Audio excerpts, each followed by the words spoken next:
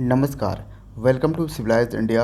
मैं हूं आलोक सिंह और आज डिस्कस करेंगे 6 अप्रैल के करंट अफेयर्स और पीडीएफ आपको डिस्क्रिप्शन बॉक्स में मिल जाएगा। तो चलिए without any further delay let's start.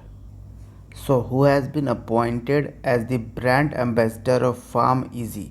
तो फार्म इजी एक कंपनी है जिसके ब्रांड एम्बेसडर के तौर पर किन्हें नियुक्त किया गया है। तो इसके ब्रांड एम्बेसडर बने हैं famous actor Aamir Khan. Option B is the correct answer. तो फार्म इजी एक मेडिसिन की ऑनलाइन कंपनी है और इसने अपना कैंपेन एक लॉन्च किया है जिसका है घर बैठे बैठे टेक इट इजी। ठीक है, इस कैंपेन के लिए एज ब्रांड एम्बेसडर नियुक्त किया गया है आमिर खान को। रिसेंट कुछ ब्रांड एम्बेसडर की अगर हम बात करें तो कंपनी है एडिडास। तो एडिडास के ब्रांड एम्बेसडर के तौर पर अपॉइंट करी गई हैं मनिका बत्रा। फिर है एक मेडी बडी, इसके ब्रांड एम्बेसडर बने हैं अमिताभ बच्चन। थम्स अप जो कोल्ड ड्रिंक है इसके ब्रांड एम्बेसडर किन्हें बनाया गया है शाहरुख खान। अगला क्वेश्चन है which private bank has announced a merger with India's largest housing finance company HDFC limited. तो किस निजी बैंक ने भारत की सबसे बड़ी housing finance company HDFC limited के साथ विलय की घोषणा की है।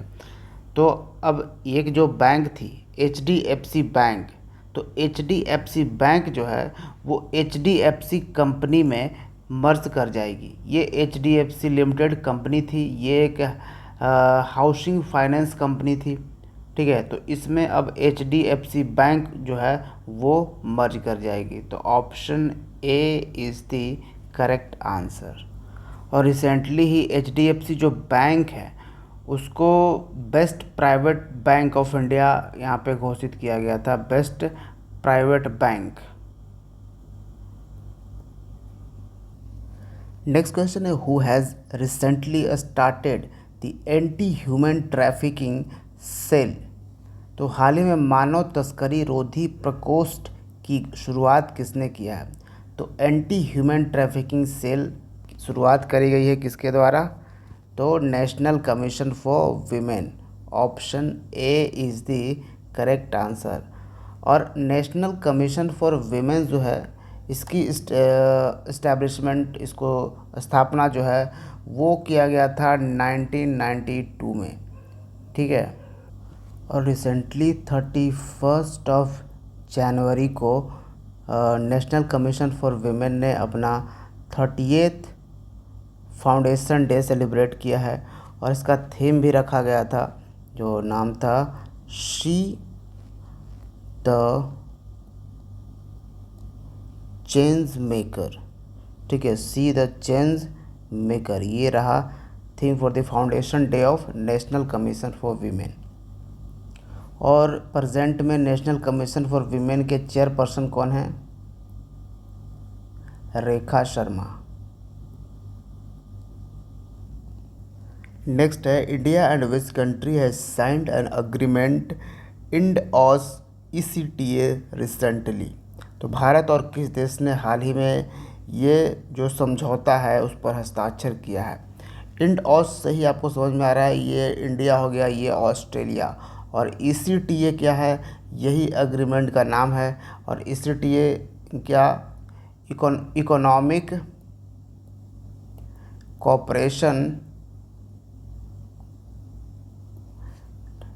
Corporation of trade agreement. ठीक है, trade agreement, economic cooperation of trade agreement, ये रहा नाम। तो इंडिया ऑस्ट्रेलिया के साथ ये फ्री ट्रेड और साइन किया गया। Option D is the correct answer. और ये एक तरह से फ्री ट्रेड अग्रीमेंट है। ठीक है, इसके तहत जो है ट्रेड जो है उसको बूस्ट किया जाएगा। ठीक है, जैसे अभी अगर प्रेजेंट में बात करें तो ऑस्ट्रेलिया और इंडिया का बायलैटरल ट्रेड कितना है अभी? अभी है $27 बिलियन। ठीक है, ये बायलैटरल ट्रेड है।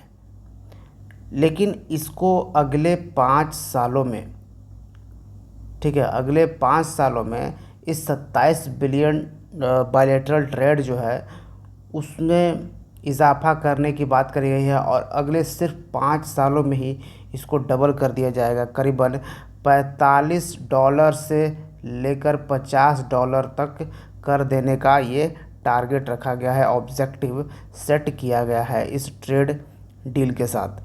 ठीक है, अब बायलैटरल ट्रेड मतलब क्या समझते हो आप?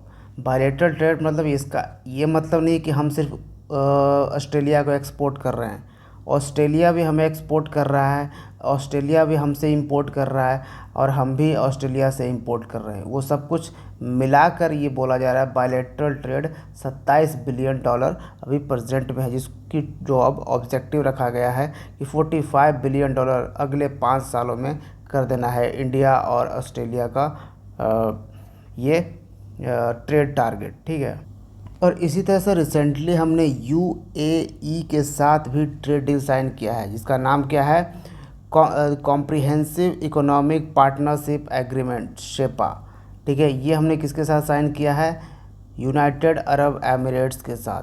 तो ये भी याद रखिएगा। वैसे देखिए 2-4 और कंट्री है जिसके साथ हमने ट्रेड डील रखा है, जैसे जापान के साथ हमारा ट्रेड डील साइन है, साउथ कोरिया के साथ है हमारा ट्रेड डील, रसिया के साथ हमारा ट्रेड डील नहीं है। ठीक है, रसिया के साथ हमारा फ्री ट्रेड डील नहीं है, ये भी याद रखिएगा। लेकिन जापान के साथ है, साउथ कोरिया के साथ है, ऑस्ट्रेलिया के साथ अब हो ही गया है।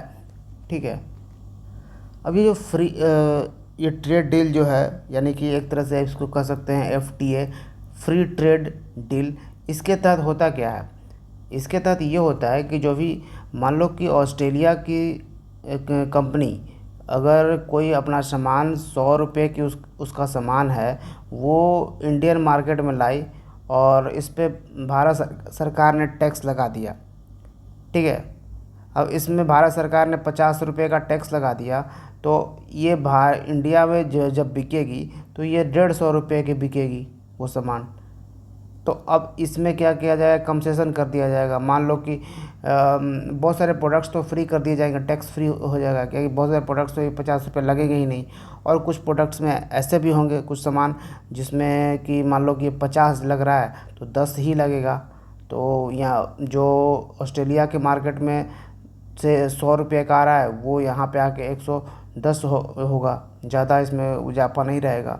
तो इस तरह से कुछ ये ट्रेड डील एफटीए काम करेगा, और उसी तरह से सेम वाइस वर्सा हो जाएगा। भारत के जो भी कंपनी वहाँ पे एक्सपोर्ट करना चाहेगी उसी तरह से। नेक्स्ट है, who is the author of the new book crunch time Narendra Modi's national security crisis?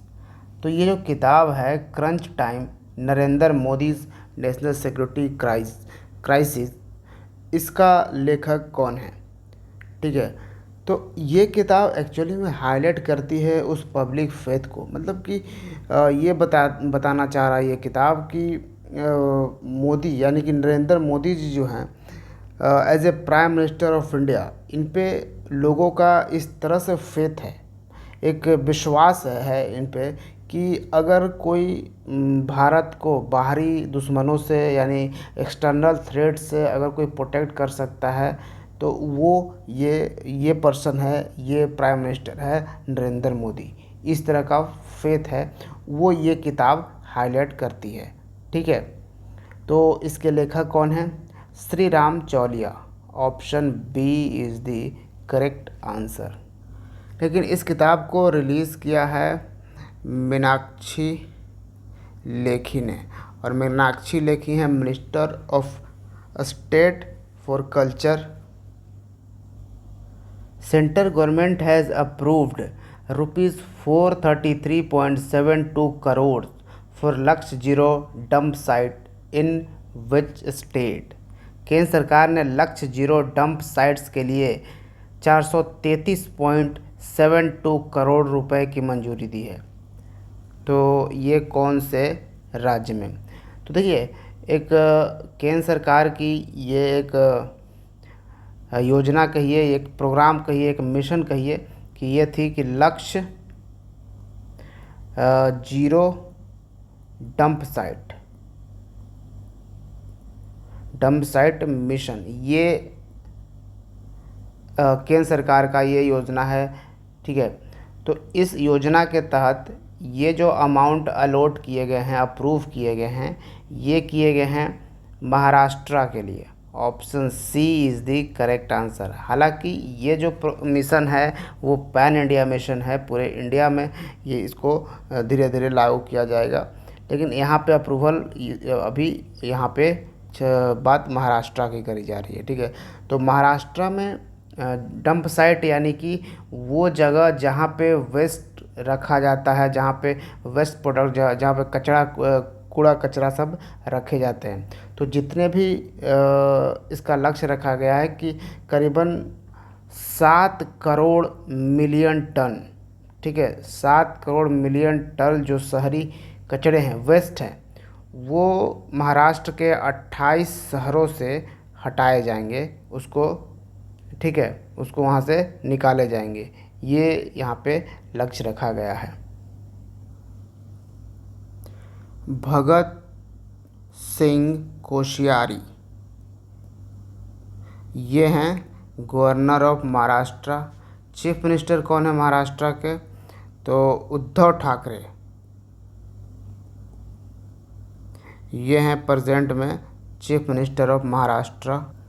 Next है, which state will host second edition of the Khelo India university games 2021? कौन सा राज्य खेलो इंडिया यूनिवर्सिटी गेम्स 2021 के दूसरे संस्करण की मेज़बानी करेगा? देखिए, ऑब्वियसली ये 2021 का ही खेल था, लेकिन 2021 में ये हो नहीं पाया ड्यू टू कोविड-19। ठीक है, 2020 में खेलो इंडिया यूनिवर्सिटी गेम्स की हम बात कर रहे हैं कि खेलो इंडिया यूनिवर्सिटी गेम 2021 2020 में ये जो हुआ था ये फर्स्ट एडिशन था, और ये 2021 में होने वाला था दूसरा एडिशन। तो 21 में हुआ नहीं, अब ये जाके 2022 में होगा। और 2020 वाला जो हुआ खेलो इंडिया यूनिवर्सिटी गेम्स, उसको किस शहर ने होस्ट किया? ये भी एक इम्पॉर्टेंट क्वेश्चन हो सकता है। तो किस शहर ने इसको होस्ट किया था? इसको होस्ट किया था भुवनेश्वर ने। और भुवनेश्वर कहाँ है? ओडिशा में। तो फर्स्ट एडिशन तो ओडिशा ने होस्ट किया, सेकेंड एडिशन कर्नाटका होस्ट करेगा। Option B is the correct answer. Next है, which states Ann Maria M T won gold medal in national weight lifting championship? तो किस राज्य की एन मारिया एम.टी ने राष्ट्रीय भारोत्तोलन चैम्पियनशिप में स्वर्ण पदक जीता है? तो नेशनल वेट लिफ्टिंग चैम्पियनशिप कहाँ पे ये ऑर्गेनाइज़ किया जा रहा था? नेशनल इसको ऑर्गेनाइज़ किया जा रहा था भुवनेश्वर में। भुवनेश्वर अभी हमने आपको बताया ओडिशा में है। तो national weight lifting championship Bhubaneswar organise कर रहा था। ठीक है, इसमें एन मारिया एम.टी जो कि कहिए कि विमेन कैटेगरी में एन मारिया एम.टी ने गोल्ड मेडल जीता। ठीक है, कितने केजी का भार उठाकर? तो इन्होंने उठाया 231 केजी। ठीक है, तो ये कहाँ के हैं, किस राज्य से बिलोंग करती हैं? ये बिलोंग करती हैं केरल से। Option C is the correct answer. ये तो बात हो गई विमेंस कैटेगरी की। यहीं पे पूछा जाए कि मेंस कैटेगरी में गोल्ड मेडल किसने जीता नेशनल वेट लिफ्टिंग चैम्पियनशिप में? दोनों को भुवनेश्वर ही होस्ट कर रहा था। तो मेंस कैटेगरी में गुरदीप सिंह, इन्होंने वेट लिफ्टिंग कितना किया? 391 KG. Who has become the new commandant of national defence academy? तो तो राष्ट्रीय रक्षा अकादमी के नए कमांडेंट कौन बने हैं? Ajay Kochar. Option B is the correct answer. इन्होंने किनको रिप्लेस किया? संजीव कपूर।